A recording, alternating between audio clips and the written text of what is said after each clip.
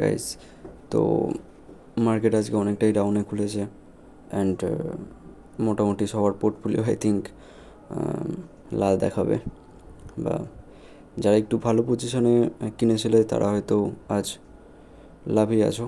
But তোমরা দেখতে পাচ্ছ এখানে মিনিমাম সবকটাই রেড রয়েছে, তো সবারই একদম অবস্থা খুবই টাইট।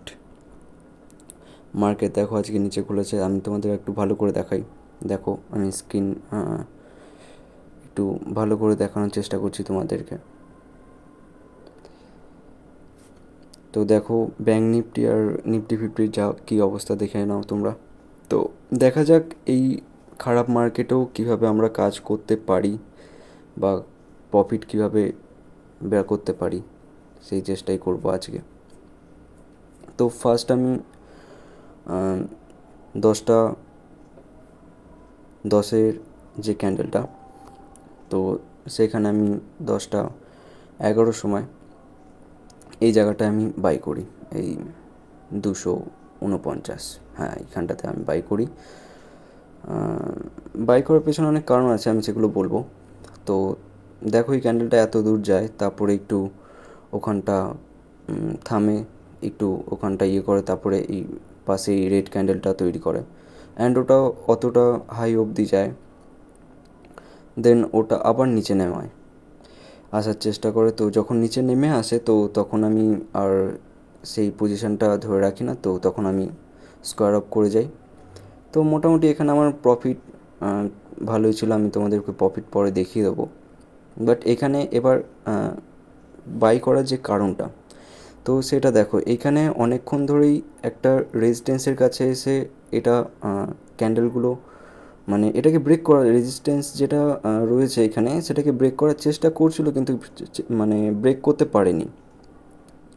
তো প্রথম 4বার দেখো, এটাকে ভালো করে দেখো, প্রথম 4বার এটাকে ব্রেক করার চেষ্টা করে, দেন 5বার এবার এটাকে ব্রেক করে দেয়। তো যখন ব্রেক করে দেয় তখন ধরাই যায় যে এবার যখন একবার ব্রেক করে দিয়েছে, 5বার চেষ্টা করেছে তারপরেও ব্রেক করতে পারেনি, তো এখন যখন ব্রেক করেছে 5বারের বার, তো তখন ধরা যেতে পারে যে মার্কেট এবার একটু ওপর দিকে যাবে, তো সেই জন্য আমি তখন বাই করি অ্যান্ড দেন ওপর দিকে যাই। তো যাই হোক, এবার আমরা তারপরেই কিছুক্ষণ পরে একটা কলেও এন্ট্রি নিই। তো কলে যখন আমরা এন্ট্রি নিই ঠিক 10টা 15 যে ক্যান্ডেলটা হয় সেই ক্যান্ডেলে আমরা এন্ট্রি নিই। সরি, একটু ভুল হলো, 10টা 15 না, আমরা 10টা 15 ক্যান্ডেলটা এন্ট্রি নেওয়ার চেষ্টা করি, বাট আমি ওই এন্ট্রি নিই 10টা 15 পরে যে 10টা 20 যে ক্যান্ডেলটা করে ওটাতে। এর পেছনেও কারণ আছে, দেখো 10টা 15 যে ক্যান্ডেলটা করে ওটা একদম একটু হ্যামারের মতো করেছিল। টোটাল তো হ্যামার বলা যায় না, বাট ওই হ্যামারের মতো, এবং ওটা একদম ভালো একটা সাপোর্টের জায়গায় করেছিল। তো দেন তারপরে ক্যান্ডেলটা এন্ট্রি নিই অ্যান্ড আমরা কিছুক্ষণ ওয়েট করি। তো তারপরে দেখো এই যে বড় ক্যান্ডেলটা একটা দারুণ খুব সুন্দর একটা র্যালি দেয়, অ্যান্ড র্যালি দেওয়ার পরেই তার পরের ক্যান্ডেলটা যখন স্টার্ট হয় তখন আমরা স্কোয়ার অফ করে নিই।